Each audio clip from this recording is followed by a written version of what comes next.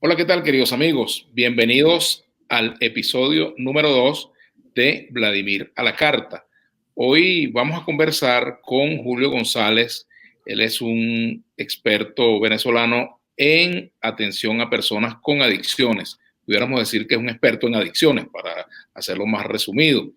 Y bueno, además de eso es historiador y con él vamos a conversar acerca de cómo manejar este asunto tan delicado de las adicciones en tiempos de coronavirus.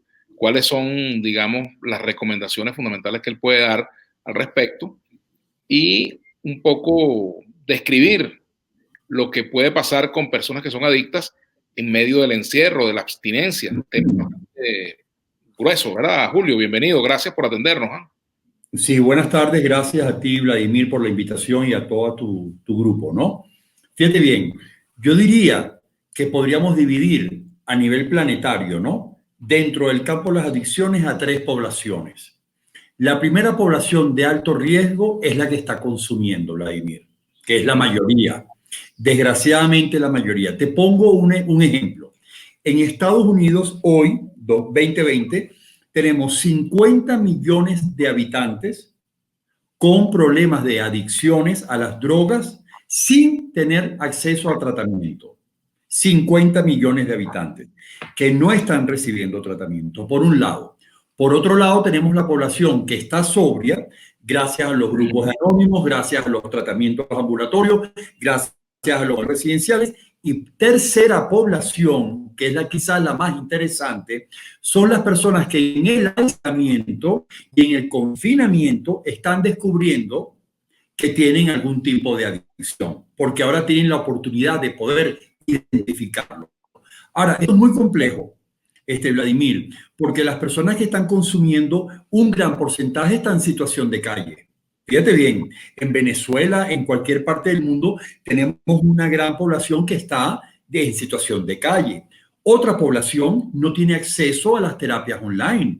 Sería muy fácil decir en otras realidades como Estados Unidos, donde la electricidad y el Internet es un acceso del día a día, sería una maravilla poder decir, pásense a las terapias online, se conectan a Zoom y todos reciben terapia gratuita. Yo ofrezco terapia gratuita, pero no tienen acceso al Internet, por otro lado. Después tenemos, Vladimir, una población que me inspira mucho cuidado y mucho respeto, que son los que requieren una medicación. Por ejemplo, las personas que tienen dependencia a la heroína, por ejemplo, las personas que tienen dependencia al alcohol, estas personas no pueden pretender parar el consumo de la noche a la mañana sin algún tipo de apoyo farmacológico o un apoyo terapéutico que los ayude. Por ejemplo, una mujer que está tomando medicación antidepresivo no es recomendable que pare de tomar la medicación de un día para otro. Bueno, como tú sabes que ocurre en otras patologías y en otras enfermedades que tampoco pueden parar. Pero en el campo de las adicciones, ¿cómo estamos haciendo con todo ese gentío que tiene abstinencia, que necesitan un paliativo, que necesitan una orientación y se descubren que están de la noche a la mañana sin una sustancia que su cuerpo la necesita? Sin embargo, fíjate, Julio, eso plantea una situación porque en medio de la cuarentena agarra a muchas personas desprevenidas. A la mayoría de las personas los agarra desprevenidas en cuanto a empleo, en cuanto a alimentos o a medicinas o a que no están en su ciudad de origen, están de viaje, están en una situación de salud X o Z. Y en las personas que son adictas, por ejemplo, al alcohol, adictas a las drogas, o adictas a cualquier otro tipo de situaciones que generen dependencia, bueno, ¿cómo hacen para manejarse en ese escenario? ¿Qué es lo recomendable? Lo recomendable primero es llamar al médico de cabecera, al terapeuta de cabecera, pegarse al teléfono, Vladimir. Todas las personas que tengan algún tipo de dependencia tienen que llamar a lo que se llama un padrino, lo que se llama un terapeuta, un facilitador, para que les oriente y sobre todo, Vladimir, para explicarles que eso que están sintiendo son ganas de consumir, porque el propio adicto no lo sabe. O sea, vamos a hablar, por ejemplo, de la comida. Ahorita hay un problema de hambre y hay un problema de ansiedad que se está intentando calmar con los atracones. Son dos tipos de comida distinta. O sea, si tú no le explicas a una persona, lo que estás haciendo no es hambre, sino que es la ansiedad y la angustia que pretendes calmarla con comida, esa persona no ve el daño que se está haciendo. Mira, es curioso, Vladimir, leyendo las estadísticas esta mañana, por ejemplo, en España, lo que se ha disparado a nivel mundial es la obesidad, no solo por exceso de comida, que en muchas casas no la hay, sino por el sedentarismo, por el confinamiento, por la falta de movimiento y de quemar energías, por un lado. Y por otro lado, mira qué interesante, Vladimir. ¿Qué tenemos a la mano durante el confinamiento? Comida y celulares, comida y computadora. Bueno, en España, a la semana, la primera semana del confinamiento, subió el 60% el uso del celular. Oye, este dato. Yo tengo y pacientes... al celular también, adicciones al celular. Bueno, fíjate tú, tengo un paciente que me llama y me dice, mira, Julio, te voy a decir la verdad. Parece que los celulares, yo me estoy enterando de eso hoy, te reportan el consumo tuyo de horas de celular. Y te dice cuántas horas de ocio, cuántas horas en las redes sociales y cuántas horas en el mundo creativo, o sea, en la creatividad. Resulta que este paciente que tiene 4 años, que no consume nada, que está sobrio, que está como tú, como yo, como todos, me dice, Julio, he incrementado 10 horas al día. Vladimir, empiezo a llamar a mamá de amigos, a hermanas mías, a amistades mías, y me dice, Julio, revisando el teléfono, 8 horas, 9 horas, 10 horas se han incrementado. Imagínate lo que viene. Por supuesto, las empresas que están vendiendo los productos que se pueden vender, por ejemplo, toma nota, el juego online se ha disparado. La peor adicción en este momento, desde el punto de vista comportamental, ¿no? A nivel mundial, son los juegos online. ¿Por qué? Porque tú para ir a un casino, Vladimir, te tienes que vestir, tienes que salir de tu casa, tienes que ir hasta el casino, tienes que viajar a Aruba, tienes que ir a un hotel, tienes que pasar por la entrada, tienes que ser mayor de edad, ¿no? Tienes que tener dinero a la mano. Pues resulta que ahora tú, desde tu habitación, tus padres no se enteran, te pegas a las apuestas online. A las 2 de la mañana, a las 4 de la mañana, y se ha hecho un estudio que revela que a partir de la medianoche se están disparando las ofertas, 2 juegos por uno más barato, conectarte con otras personas. Entonces hay todo un mundo de adicciones de madrugada que nadie está identificando. ¿Cuál es la diferencia entre un adicto al juego en una situación como la que vivimos y en cualquier otra situación, Julio González, experto en adicciones, y un adicto al licor o a la cocaína, por ejemplo? En cierto sentido es la misma porque implica un deterioro en la calidad de vida. O sea, una persona que está consumiendo alcohol lo va a ver reflejado en su calidad de vida, en el trabajo, en su economía, en la relación con la familia, con los hijos, en el deporte, en los eventos familiares, en el disfrute, en el deporte. Todo eso se va a deteriorar exactamente igual que el ludópata. La diferencia es que el ludópata, en principio, el mayor riesgo es el económico, en principio. Después viene su calidad de vida. En el caso de las sustancias químicas, te vienen los accidentes de carro, te vienen las sobredosis esa noche, te viene un accidente en la madrugada. ¿Me explico? Entonces, los dos pueden tener un final mortal, pueden tener un final terrible, pero uno comienza por la economía y el otro empieza por el riesgo de accidente, de violencia, de contraer enfermedades, porque la cantidad de jóvenes, Vladimir, la cantidad de jóvenes que se están exponiendo a cualquier tipo de enfermedad venérea, incluido el coronavirus, porque no se están protegiendo sexualmente, porque están bajo el efecto de la marihuana y tú pierdes conciencia de lo que estás haciendo.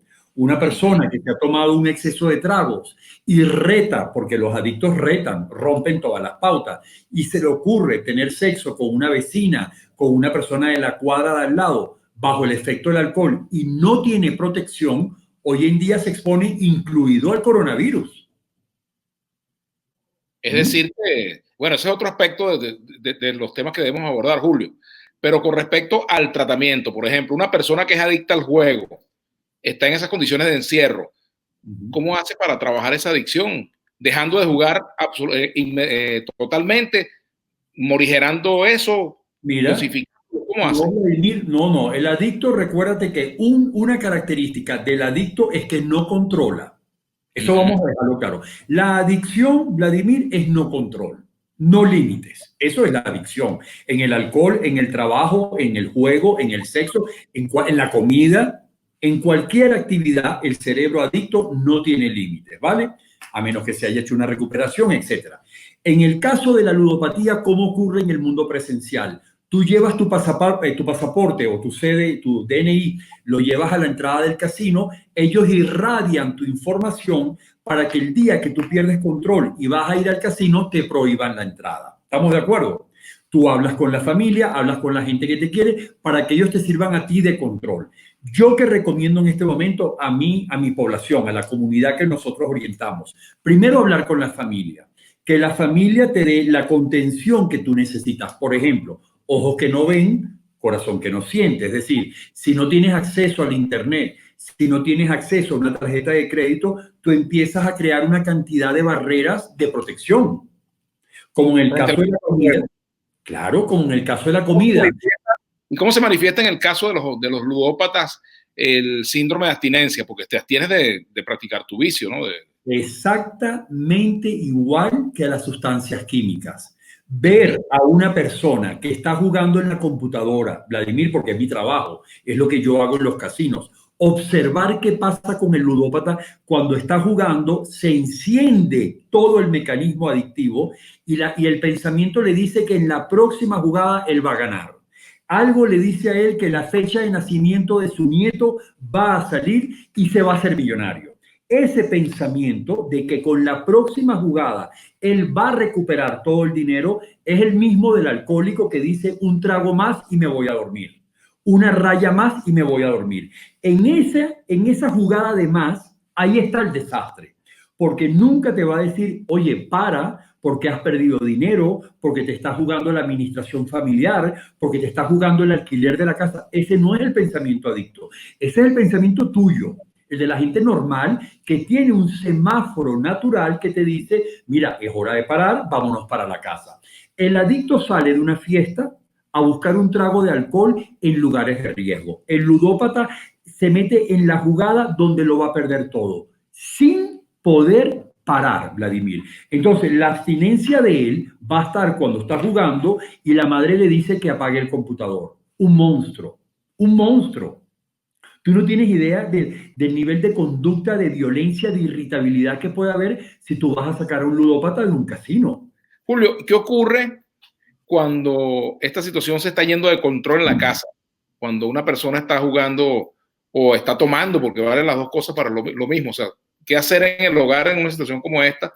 Que el padre, la madre, el hijo, la esposa, el hermano de cualquier persona adicta ve que está perdiendo el control, bien sea frente a una computadora, frente a la cocaína, la marihuana o el licor, por ejemplo. ¿Qué hacer en ese caso? ¿Cómo se maneja esa situación? A pesar, ya está ocurriendo. De hace un mes para acá ya está ocurriendo, ¿no? Entonces, ¿cuál es la recomendación? Lo primero, Vladimir, es no pretender hablar del tema cuando estás bajo el efecto. O sea, si la persona está tomando, si la persona está jugando, en ese momento te lo vas a encontrar emocionalmente fuera de control. Lo que vas a lograr es una discusión en casa, un conflicto en la casa. Yo recomiendo esperar a que la persona esté o de resaca o se acabe de despertar o esté almorzando o esté cenando para explicarle, mira, te queremos proteger. Hemos observado estos síntomas.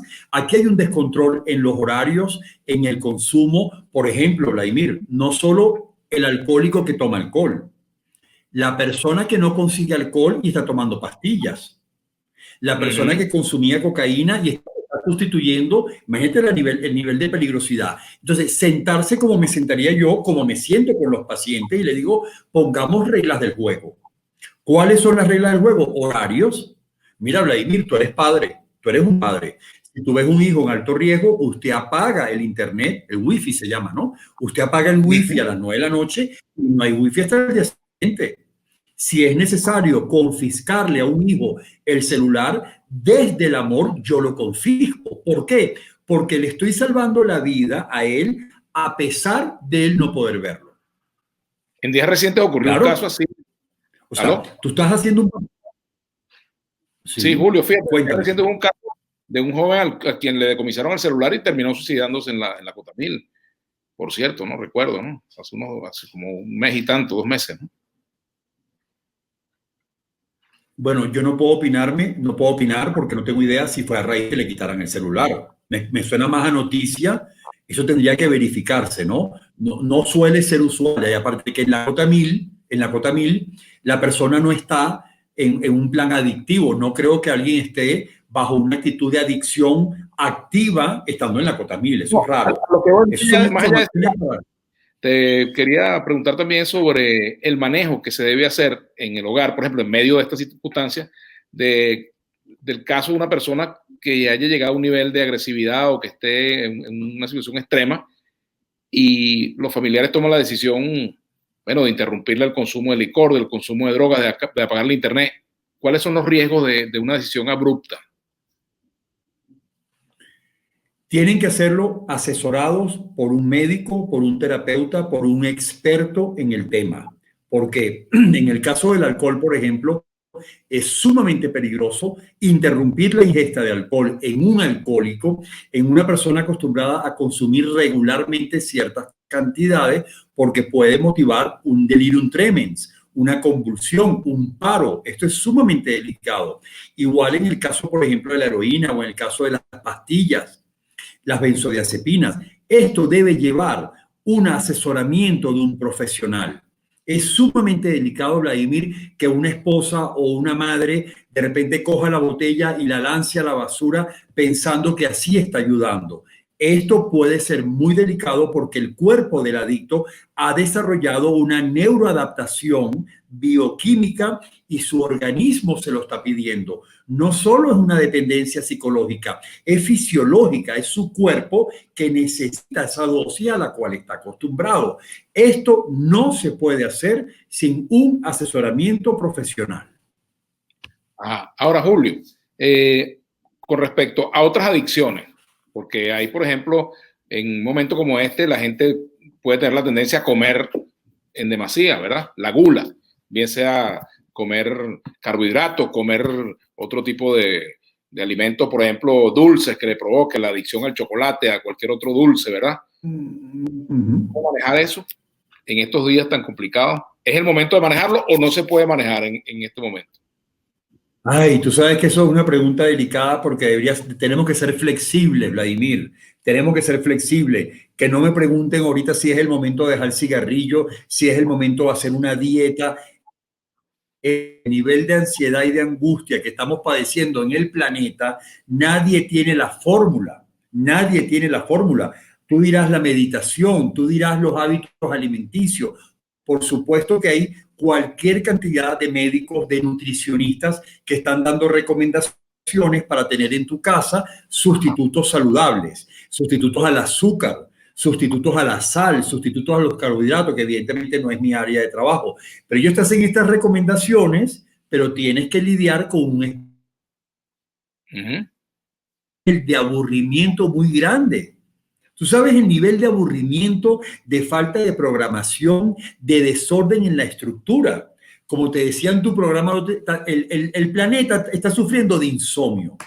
El planeta está sufriendo de insomnio. El planeta está dedicado a los atracones de comida.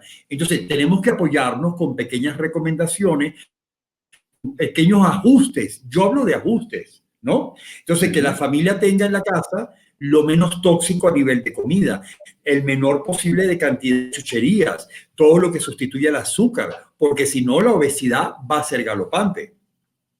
¿Me sigues? Ese es otro tema, claro, la situación que se genera en los hogares cuando hay estos encierros, por ejemplo, alguien que incurre en violencia intrafamiliar por temas de droga, por temas de ludopatía, etcétera, ¿no? Fíjate, el tema es que la violencia doméstica, la violencia de género, en un altísimo porcentaje viene de antes de la pandemia. No es a raíz de la pandemia. Se puede incrementar, ¿no? Se pueden cambiar las modalidades, el nivel de intensidad de la violencia. En España hay un caso interesante. Ellos crearon un código a nivel nacional para que cuando una mujer vaya a la farmacia y diga mascarilla 19, esto significa que el farmacéutico tiene que llamar a la policía. Significa que está siendo sometida a algún tipo de violencia o de agresividad dentro del hogar. O sea, hay que buscar fórmulas porque esto no surge a raíz de ahora. Ahora se incrementa y las Claro. mujeres, los niños necesitan un apoyo. Los propios adictos, Vladimir, los adictos son discriminados, son excluidos, están por la calle y necesitan un apoyo. No pueden quedar fuera de esta red de apoyo que estamos dando en la telemedicina o en todos los servicios de atención por parte del Estado. Entonces, lo de España, ojalá lo hagamos en Venezuela, ojalá lo hagan en otras partes. Cualquier mujer o cualquier persona pueda dar un código en un supermercado o en una farmacia y automáticamente las autoridades llamen y puedan ser rescatados o protegidos. Julio, el centro que tú diriges de atención a personas con adicción, en una circunstancia como esta, ¿qué hace? ¿Cómo ha cambiado la dinámica de ustedes con las personas que residen en este centro, con este centro de ayuda a personas con adicción? ¿Cómo les ha cambiado la dinámica en estos días? Ha cambiado mucho, pero ¿Qué han aprendido? ¿Qué lecciones han extraído de esto? a las pautas que nos da la Organización Mundial de la Salud, a las pautas que nos dan, digamos, los organismos internacionales que están dirigidas a los centros de tratamiento modelo residencial. Primero, paramos automáticamente los ingresos de pacientes, por un lado. Por otro lado, toda la distancia que se tiene que tener entre ellos. Gracias a Dios, y lo digo con mucha humildad, Vistacampo tiene un 80% de vegetación, lo cual les permite hacer rutinas, hacer ejercicio. Tenemos el mínimo de personal. El personal pernota en la institución. No tenemos contacto con la parte exterior. Prohibimos la entrada y salida. Todas las personas que entran y salen cumplen con las pautas de limpieza de manos, de desinfección, utilizan los gel, las mascarillas, los guantes, los médicos. No hay visitas, no tienen visitas en la cuarentena. Están suspendidas las terapias de los egresados, que se llaman terapias de veteranos, están suspendidas, las hacemos online. Y las terapias de familia, que eran los sábados, presencial, que compartían todo el día con sus hijos, las estamos haciendo online. ¿Ok? Y se les permite a los ingresados que compartan por cámaras, por Zoom y por todas estas plataformas, ¿cómo se llama? Skype, por Skype con los familiares. Estamos siendo flexibles, permitiéndoles hacer ciertas actividades que no solían hacer, practicar mucho más deporte de una manera que no estén unos encima de otros. Prohibimos las salidas a las calles a hacer rutinas y excursiones. Y entonces hacemos actividades que ayuden a paliar, sobre todo a paliar la ansiedad. Como te expliqué el otro día, el mindfulness, la meditación, las técnicas de relajación, la arteterapia, documentales que les sirven a ellos para entender el proceso. Y un poco para cerrar tu pregunta, es un privilegio, Vladimir, que les haya cogido el confinamiento dentro de la institución, porque tienen una atención, tienen una cantidad de servicios garantizados, todo el bosque que tienen, las áreas deportivas, o sea, hay una cantidad de cosas que no podrían hacer en esos apartamentos encerrados, ¿no? Entonces, somos una comunidad, pero cada quien tiene su área. Allí residiendo. ¿Cuántas personas están en tratamiento en este momento? Son como 20 ahorita, personas aquí, y después tenemos afuera, egresados en algunas cabañas, tenemos otros pacientes. Es una población entre 15 y 40 personas, ¿no? Todas sumamente estrictas con las pautas que nos están dando. Julio, tú pasaste por una experiencia personal con el alcoholismo. Fuiste adicto al alcohol durante mucho tiempo, ¿verdad? Me gustaría hablar un poco de esa experiencia porque te da mucha autoridad para hablar de lo que estás haciendo y explicar un poco tu trabajo, ¿verdad? Mira, yo siento mucho respeto ahorita por cualquier persona en el planeta que esté consumiendo, porque yo padecí en carne propia lo que es a las 3 de la mañana levantarme hace 20 años, a las 3 de la mañana necesitar tomar, Vladimir, y coger mi coche a las 3 de la mañana para irme a ciertas calles de alto riesgo, a ciertos bares de alto riesgo, para poder conseguir la sustancia. Yo viví lo que es a las 4 de la mañana tener que bajar a la planta baja de mi edificio a ver qué colillas de cigarrillo había lanzado la gente para recogerlas y fumármelas. Toda esta experiencia que está viviendo el adicto que está en situación de riesgo, yo lo padecí en carne propia. Yo viví, por eso soy sumamente estricto en eso, yo viví lo que es exponerme a alto riesgo de promiscuidad, porque bajo el efecto del alcohol yo no tenía ningún tipo de protección. Yo no sabía con quién estaba, ni dónde dormía, ni dónde amanecía. Entonces me preocupa que bajo el efecto de un químico Tú tienes una distorsión que no te permite actuar con coherencia. ¿Cómo sabes tú que el adicto bajo el efecto del alcohol va a salir o no a la calle? ¿Va a coger un taxi para irse a algún lugar? ¿Va a ir a visitar a alguien en este momento tan peligroso del coronavirus? Entonces, yo me recuperé hace muchos años, pero yo padecí lo que yo quiero que ellos eviten hacer. Un adicto bajo el efecto de la sustancia no tiene límites, Vladimir. No respeta pauta, no respeta orden, no respeta a un policía, no respeta un horario, no respeta un semáforo, no respeta absolutamente nada. Entonces, esto es un momento donde la familia tiene que ayudarlo, más que castigarlo, más que cuestionarlo, más que criticarlo. Tienen que escucharlo y pegarlo al teléfono, que llamen a los terapeutas, que drenen y compartan esa angustia, porque yo estaba solo. Yo en esa época que consumía, yo vivía solo y pienso mucho en los que les cogió el confinamiento solos en un apartamento, en un anexo, en una ciudad. Mira, Vladimir, yo recibo llamadas de Barcelona, de Madrid, de Panamá, de Santiago de Chile, de pacientes míos que están solos, que estaban trabajando en negro, es decir, sin papeles, que no tienen un salario y se consiguen ahora en una habitación alquilada, sin acceso a comida, pero con ganas de consumir. Eso es enloquecedor. Eso es enloquecedor. Entonces, estamos trabajando en toda una red de apoyo entre los familiares, los egresados, bueno, toda mi red de contactos para apoyar a los más vulnerables. Porque ¿Cuánto yo... tiempo que no te tomas un trago, Julio? ¿Desde cuándo no te sirve tú un whisky, un ron, una cerveza? Hace 20 años. Pero yo... ¿Te has acercado a una botella? ¿Has olido una botella, por ejemplo, de licor? Claro, claro, es inevitable, es inevitable. Ajá, ¿y qué sientes cuando eso te ocurre? Cuando eso Hoy pasa. hoy en día nada. Yo siento lo mismo, te voy a poner un símil, ¿no? Esta pregunta es muy cruda, pero es muy honesta. Fíjate, yo voy a fiestas, yo voy a restaurantes, la gente me toma al lado con los tiempos que yo llevo, no al principio, el primer año olvídalo. Un adicto que el primer año se acerque a la bebida va a recaer, no tengas duda de eso, porque todavía estás imanado. Ahora, fíjate bien, las drogas, el alcohol, Vladimir, no es parte de tu cuerpo. El alcohol no es parte de tu cuerpo. Tú cogiste el alcohol en la adolescencia, en la calle, y lo vuelves a dejar en la calle. Yo lo comparo para que la gente que te sigue a ti lo entienda con las relaciones de pareja. ¿Qué te pasa a ti si te consigues a una novia que tuviste a los 25 años? La puedes ver, la puedes saludar, pero probablemente tú no sigas enamorado, tú no tengas química.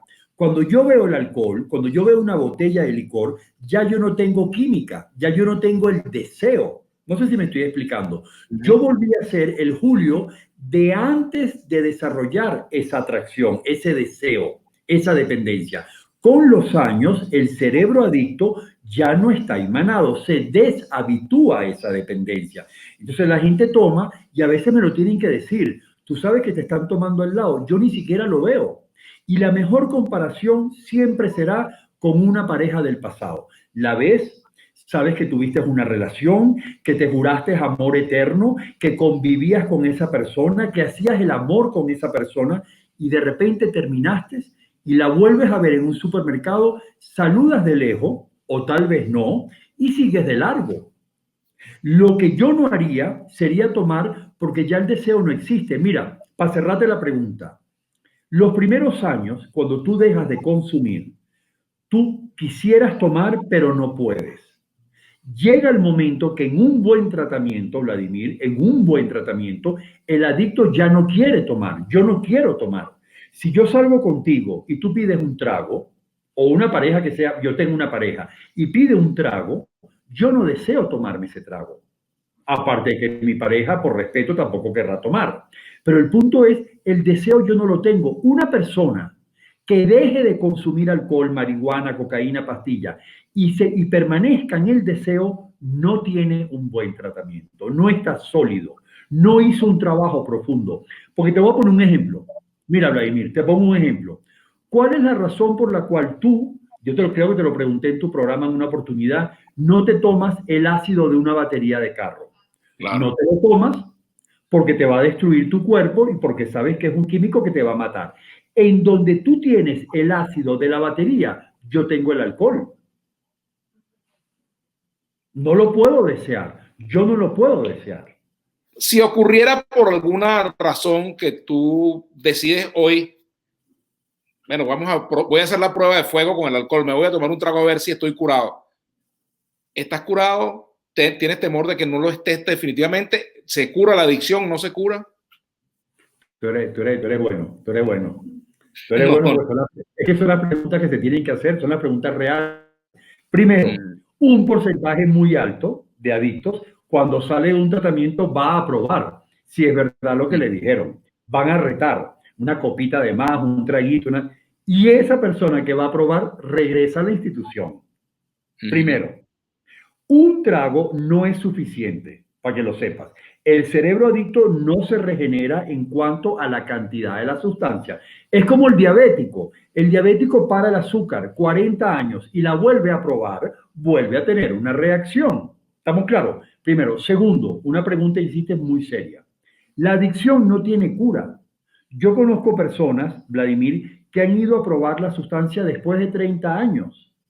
Después de 30 años, yo tengo pacientes nuestros de Vistacampo que después de 10 años fueron a probar un trago mínimo, una cerveza, una copa de vino, y esa noche volvieron a como lo dejaron 10 años atrás. ¿Yo me estoy explicando?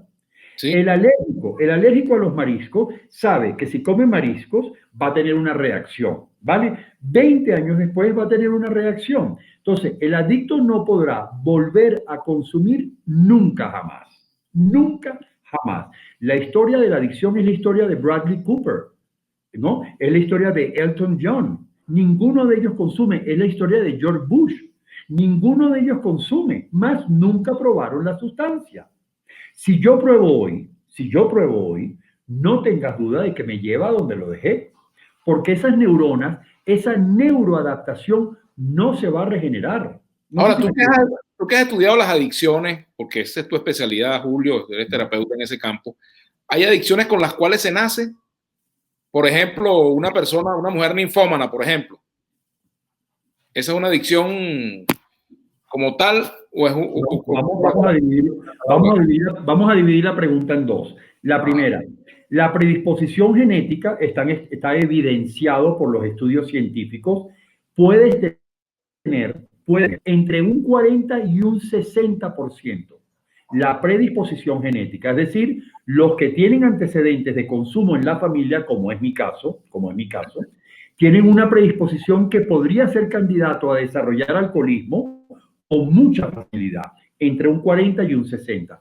El caso de la linfomanía, que ya no es mi área de especialidad, mi área de especialidad es la adicción al sexo, que no es necesariamente linfomanía, y segundo, la promiscuidad del adicto, que se parecen pero no es igual. No se nace con eso. De hecho, el sexo no va a ser parte de la vida de estas jóvenes hasta que llega la edad donde se despierta fisiológicamente todo este mundo del deseo. Las hormonas y todo este mundo va hacia la adolescencia. Y después vuelve a desaparecer cuando llegamos a mi edad, que ya la cosa empieza a bajar. Entonces, no se nace con eso. Pero sí hay que tener mucho cuidado, y es importante para las personas que nos están escuchando, que si tenemos antecedentes de alcoholismo, de cualquier tipo de droga, las pastillas, sepamos que esa nueva generación tiene esa capacidad de tolerancia. Como cuando tú ves una persona con obesidad mórbida y ves que los padres lo tienen, y ves que los abuelos lo tienen, y que se operó la abuela, se operó la madre y están operando a la nieta. ¿Eso para qué sirve? Sirve para prestar atención y tomar medidas de prevención a tiempo. ¿Cuál es la diferencia entre un ninfómano o una ninfómana y un adicto al sexo? Para mí es difícil responderte la parte de la linfomanía, porque yo no he estudiado ese tema como tal. ¿Qué es esto de la adicción al sexo como tal? En ese caso tiene mucho que ver, Vladimir, con el autoestima, con la baja autoestima. Tiene mucho que ver con lo que piensa esa persona de sí misma, porque esto es interesante, ¿no? Yo lo estudié con los años. La promiscuidad, el sexo compulsivo muchas veces responde a una autoagresión. Es una forma de autoagredirte. La promiscuidad, el sexo de este tipo, que no es el de pago, que ya tiene que ver con un trabajo, que ya es otro tema con mucha más compasión, esa promiscuidad responde a que tú consideras que tú no vales la pena, que tú mereces ser utilizado, que tú eres desechable, que tú no te mereces el sexo dentro del campo del amor y de una relación estable donde te merezcas ser querido porque tú piensas que no mereces ser querido. Te sales en la noche a ser utilizado, ¿no? Como si fueses un felpudo. Es un tema que está muy vinculado al consumo de sustancias, pero sobre todo cuando analizas a una paciente o a un paciente que viene de la promiscuidad, lo que descubres es que es una persona que su confianza en sí mismo, su cariño en sí mismo, su creencia de lo que es, está por el suelo, está por el suelo. Alguien que se quiere aspira un poco más. ¿Me sigues? Les sigo completamente. Bueno, Julio, lamentablemente el tiempo se nos agota. Aprende. Te quiero agradecer mucho estos minutos. ¿Alguna reflexión final sobre toda esta temática de hoy? La reflexión tiene que ser dentro del contexto que estamos viviendo. Por favor, todas las personas que tienen un adicto en casa consumiendo o sin consumir, que tengamos respeto, compasión, porque cuando observen síntomas estamos hablando de ganas de consumir, que lo necesitan, que no son viciosos, Vladimir. Un adicto no es un vicioso, no es débil, no tiene falta de carácter, es una persona que ha desarrollado una dependencia, que necesita un apoyo y que sí es posible a través de las plataformas y las terapias online. No tenemos un vicioso, necesitamos atender a esta persona. ¿Qué hacer, Julio, real terminandito ahora sí? ¿Qué hacer si tenemos en la nevera una torta de chocolate que preparó la esposa, por ejemplo, y que está muy buena y que uno no se la puede comer, pero está la tentación? Bueno, yo me la como y estoy rompiendo mis propias normas. Yo lo que hago, bromas aparte, que si me traen una torta, que de hecho ocurre. Hoy, por ejemplo, los pacientes hicieron pizza. Los pacientes les permitía hacer pizza en la tarde como una forma de tener una actividad doméstica. ¿Qué hago yo? Ya bromas aparte, lo mando a dividir entre todos. Si llega una torta, de verdad, la mando a picar para que tengas tu cantidad de torta normal, pero no te veas tentado a continuar. Todo lo que llega a la institución en este tiempo se reparte entre todos. Todo lo que consigo en el pueblo, dulce, chuchería, en cantidades normales, se reparte entre todo el grupo. Cosa de que no tengas una segunda opción a la torta. Ya te iba a despedir, pero nos quedó un temita por fuera que tú lo abordabas en una entrevista que tuvimos y creo que vale la pena, aunque sea brevemente, la infodemia. Tú hablas de la pandemia y hablas también de una infodemia y también de la dependencia que esto genera, ¿no? Bueno, ese término lo utilizó el presidente de la Organización Mundial de la Salud, la Infodemic. Esto responde a que nos está ocasionando un nivel de ansiedad y de angustia mayor al que ya tenemos. Yo recomiendo a todos los hogares, a todas las casas, sobre todo allá donde tengamos adictos en cualquiera de las fases, que por favor después de las 8 de la noche eviten las noticias, porque entre lo que es verdad y lo que es mentira, estamos viviendo una serie de televisión. Es un thriller, porque ya tú no sabes qué creer y qué no creer, pero lo que sí te garantizas es un estado de angustia que en el caso del adicto tendrá que calmarlo de alguna manera. Entonces yo prohíbo noticias en la institución. Yo recomiendo que después de la salida no volvamos a escuchar noticias, lo escuchemos en la mañana. Después de las 6 de la tarde, programas sencillos, programas de geografía, de fauna, de flora, para que el cerebro empiece a descansar antes de llegar la hora de la cama. Te agradezco mucho. Gracias, Julio. Julio A ti, González, terapeuta especialista en adicciones, y hasta aquí el segundo episodio de Vladimir a la Carta. Les habló Vladimir Villegas. Hasta la próxima.